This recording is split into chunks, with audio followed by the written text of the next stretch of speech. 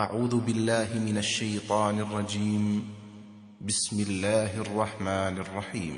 يا أيها الذين آمنوا إذا نودي للصلاة من يوم الجمعة فاسعوا إلى ذكر الله وذروا البيع ذلكم خير لكم إن كنتم تعلمون.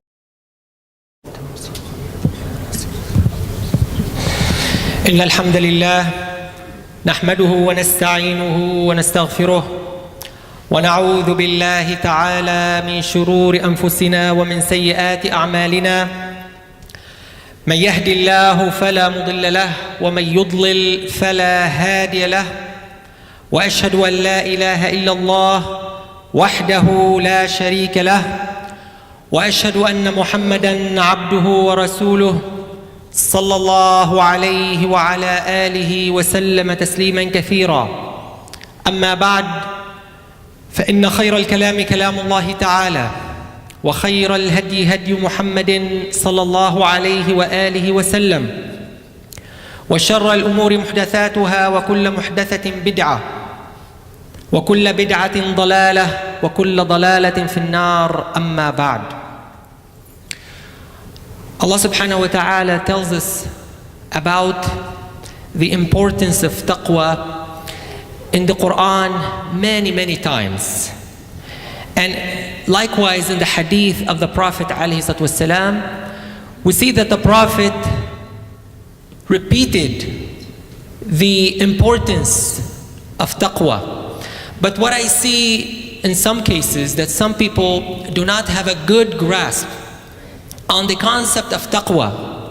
It is somewhat ambiguous, and maybe because it encompasses many things. It encompasses many actions, many acts, and it is hard to put it together. So inshallah today I want to give maybe a brief definition and maybe a practical implementation of taqwa, inshallah, so that all of us can have a good portion, a taste of this concept of taqwa. One of the best definitions of taqwa was given by Ali radiallahu ta'ala anhu, the cousin of the Prophet and the fourth Khalifa, in which he said, التقوى هي الخوف من الجليل والعمل بالتنزيل والرضا بالقليل والاستعداد ليوم الرحيل. So here in this definition, Ali radiallahu ta'ala anh defined taqwa as something made of 4 elements, 4 components. And that makes it easy to understand. We know what taqwa is made of. So he said taqwa, number 1 is to have fear from Allah subhanahu wa ta'ala. And this is usually the way we translate taqwa. We say taqwa is God fearing or God consciousness. But that's only part of taqwa. So he said taqwa is to have fear from Allah subhanahu wa ta'ala. Number 2, al-amalu bit-tanzil. You act upon the revelation. You put the revelation in high, stand. You regard, and you take it seriously, any aspect of the revelation. This is why one of the other definitions of taqwa is ta'zeem al-amr wal-nahi. So it's not just acting upon the command, but to also take it seriously and not to brush it off like some people do, or to take it lightly, or to belittle the command of Allah. So part of it is to take the command seriously. And this is why in the beginning of the Quran, when Allah subhanahu wa ta'ala talks about taqwa, right in the beginning of Surah Al-Baqarah, it tells us the importance of taqwa. He said, Hudan lil muttaqeen, the beginning, right in the beginning. And then he did not talk about any acts. He talked about what? Belief.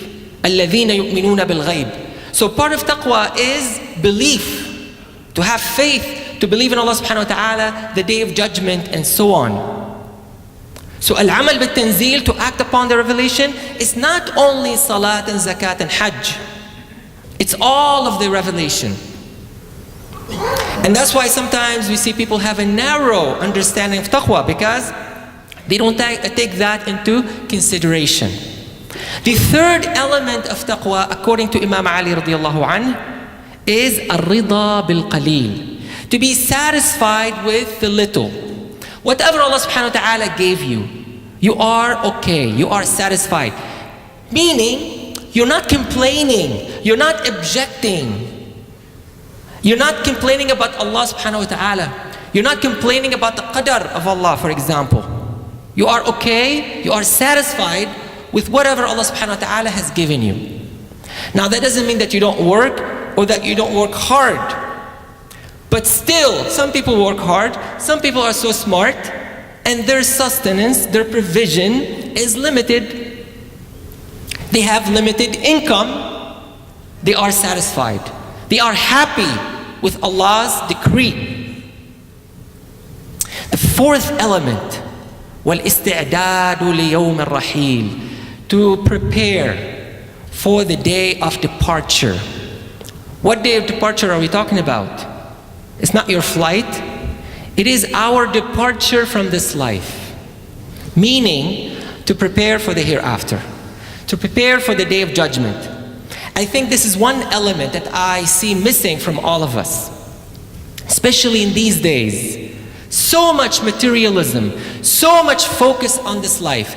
Even the people who think they have taqwa, meaning they watch the halal and the haram, they watch what they eat and what they wear and all of that, they might lack on that last component. We're not thinking about the hereafter.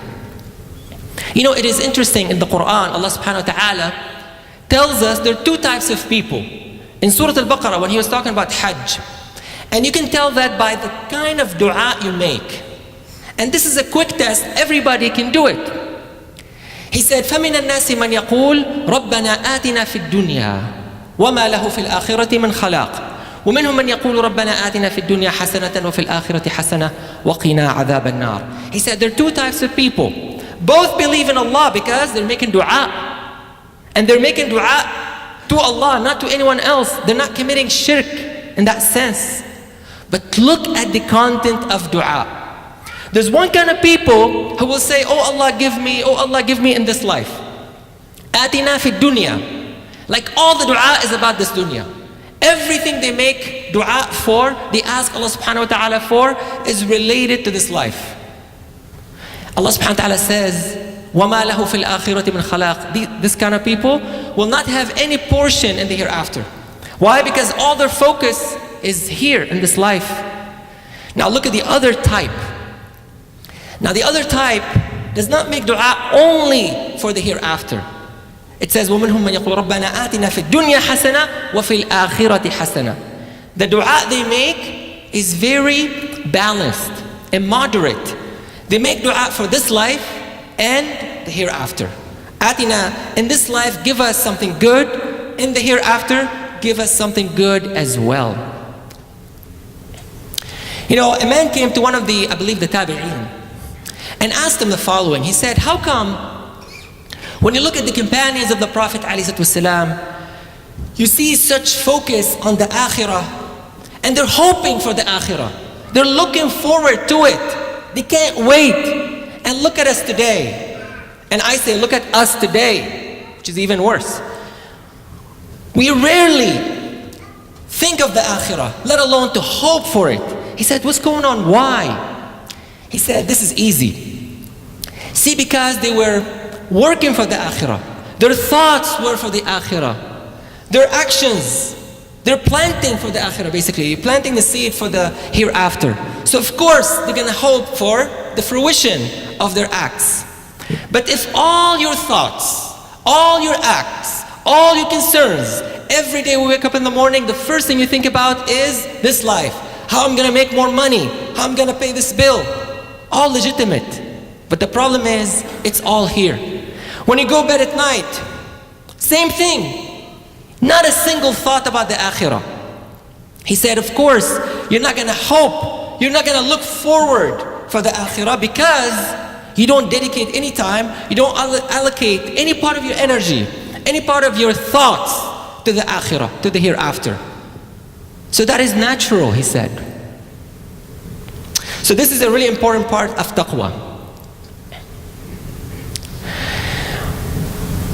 Another definition, if you will, and this is very visual, which is the way of the companions of the Prophet ﷺ, because they were about simplifying facts and aspects of religion, not to complicate it, like sometimes we do.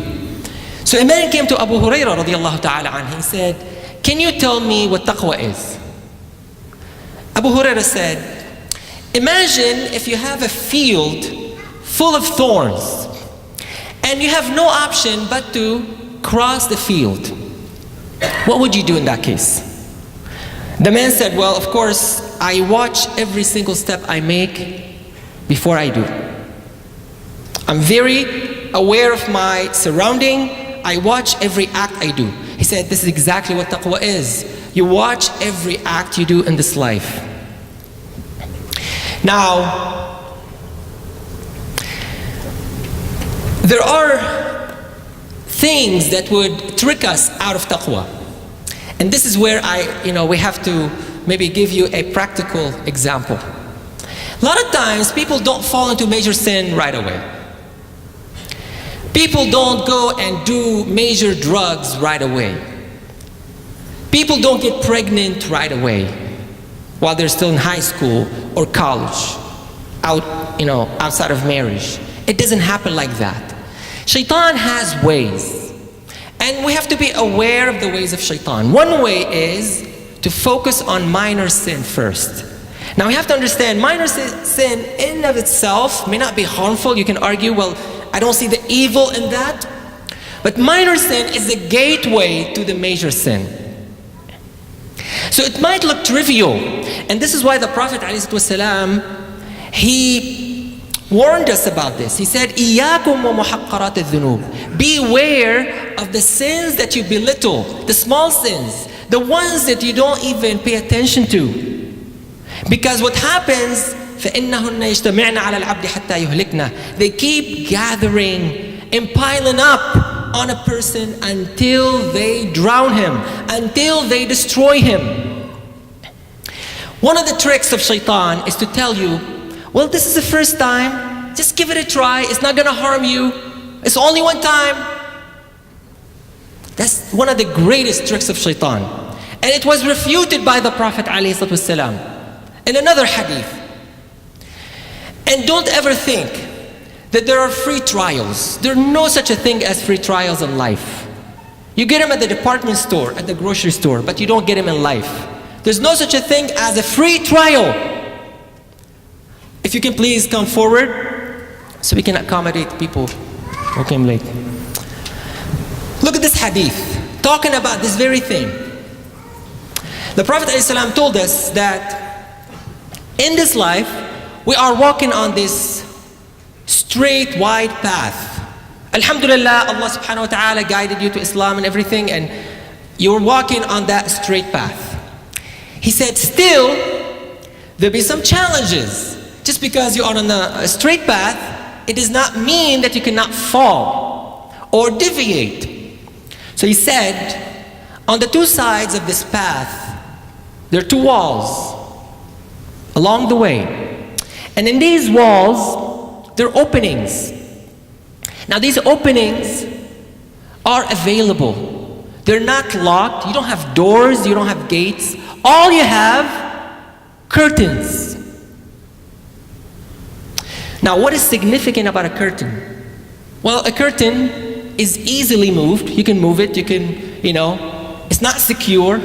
Anybody can move it. A small child can move it, can open it. This is exactly how sins are. You're out there, nobody's going to prevent you from committing a sin. But he said, the first time you commit a sin is when you remove that curtain. You do what? You remove the curtain. Now the trick is, once you do that, he said it's not possible to put it back the way it was. You can maybe close it, but it's not going to be the exact same way. No way you can put it back the exact same way it was. And this is a trick. Some people think, well, I can hide it, or, I'll stop doing it after I try and see how it feels. Not so. Not according to the Prophet ﷺ, and not according to reality. We all know too well, once you commit a sin, the second time, it's easier. The third time, it's even easier. And you can always relapse. You can claim, well, I stopped, I quit. We don't know. Some people, after rehab and all of that, and doing drugs, they relapse after 10, 15 years. And may Allah have mercy on all of us. And I'm not saying that if you are involved in any sin, it's too late. It's never too late. I'm saying if you're not committed any of those sins, or if you're not committed a particular sin, the best policy is to stay away from it. Don't say, I'm going to try it and then quit, because it's much harder. And the Prophet ﷺ is very precise when he said, once it's removed, you cannot put it back the way it was. You can fool yourself, it's not going to be the same way. So this is a great advice from the Prophet ﷺ. And this is a great way to accomplish taqwa. To watch for your steps, to watch for the minor sins, to realize that trying a sin is a sin, it can lead into another sin and so on. And that the best policy is not even to try. And Allah subhanahu wa ta'ala will protect you. And this is why when you read in the hadith, the Prophet ﷺ tells us that one of the people who will be under the shade on the Day of Judgment is a young man or a young woman who is able to worship Allah subhanahu wa ta'ala in the time of youth. Because it is so hard. No one is saying it's easy, especially with the temptations out there. And the grown-ups, the adults, the parents have to realize that and have to give credit to their kids who are able to at least manage out of the major sins. We have to be understanding. One time a man came to Umar radiallahu ta'ala anhu, just to illustrate this point. And he asked the following question. He said, a man who is longing and craving for a sin, and he's able to stop. He's able to stop himself. Is it better, or someone who's not craving for the sin and he's able to stop? So this is a question about taqwa. Umar radiallahu ta'ala, look at the answer. He did not even compare the two. Because you cannot compare the two.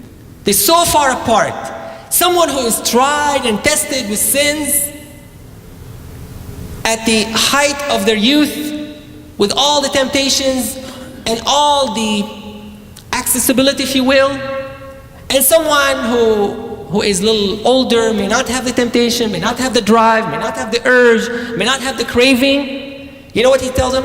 What he told them?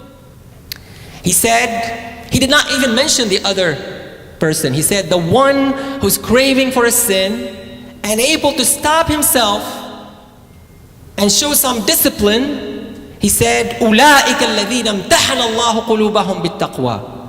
These are the people that Allah subhanahu wa ta'ala meant in the ayah in Surah Al-Hujurat, when he said, these are the people that Allah subhanahu wa ta'ala has tried their hearts with taqwa. So this is not any kind of taqwa. This is a very special type of taqwa, where Allah subhanahu wa ta'ala is trying your heart with the challenge of taqwa. You cannot equate the two. You don't even mention them in the same sentence. So this is such a high station, such a high level, if we're able to accomplish that. And this is, inshallah, the hope and the challenge I want to put in front of all of us, especially the young ones, because we know it is not easy. We know it's a huge challenge, especially today.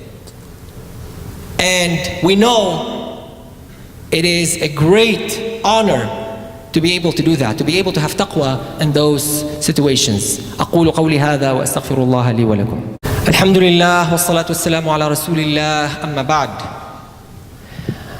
There's no doubt that if we're able to have some taqwa, and we gotta start somewhere. Don't say it's either black or white, or have it or not have it. We all gotta have some of it. But one way to help us have some taqwa is to think about all the fruits of taqwa. And Allah subhanahu wa ta'ala tells us about the many benefits of taqwa in this life, even before the hereafter. One of the great, in my opinion, I'm not going to have time to mention many of them, I'll mention maybe one or two. One of the great benefits of taqwa that I think is very relevant today is that Allah subhanahu wa ta'ala will give you something special called Al-Furqan. Ya ayyuha alladhina amanu in tattaqullaha yaj'al lakum furqana. O you who believe, if you can have taqwa, if you implement taqwa, then Allah subhanahu wa ta'ala will give you something called Furqan. What is Furqan? Furqan is a way to distinguish between right and wrong, between good and evil, between correct and incorrect.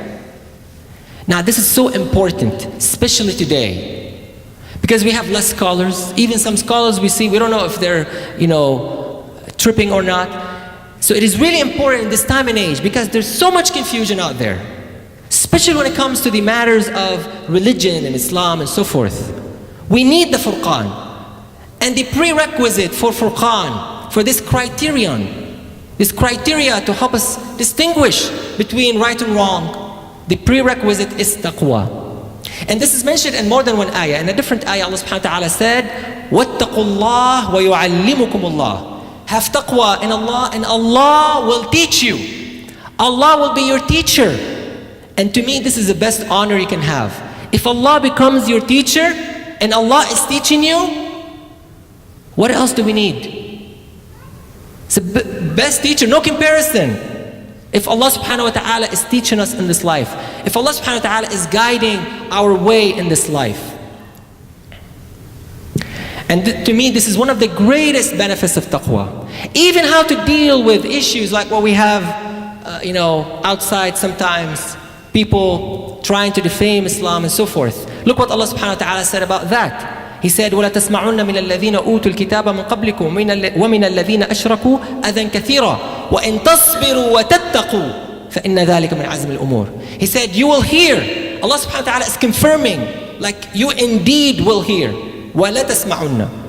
From the people of the book and the pagans or the polytheists, the people who have many gods. You will hear from them a lot of harm. أَذًى كَثِيرًا. He said it. Allah subhanahu wa ta'ala told us this will happen until the day of judgment, and it's happening. What is the recommendation from Allah subhanahu wa ta'ala? If you have patience and taqwa, this is the main, the ultimate solution, if you will, to this problem is to have patience and taqwa. We don't have time to expand on that, but I just want to illustrate the point that taqwa is a solution to a problem like that even. Finally, Ibn al-Qayyim used to say, أعظم الإضاعة إضاعتان. The worst type of loss is two. إضاعة القلب وإضاعة الوقت. To lose your heart and to lose time.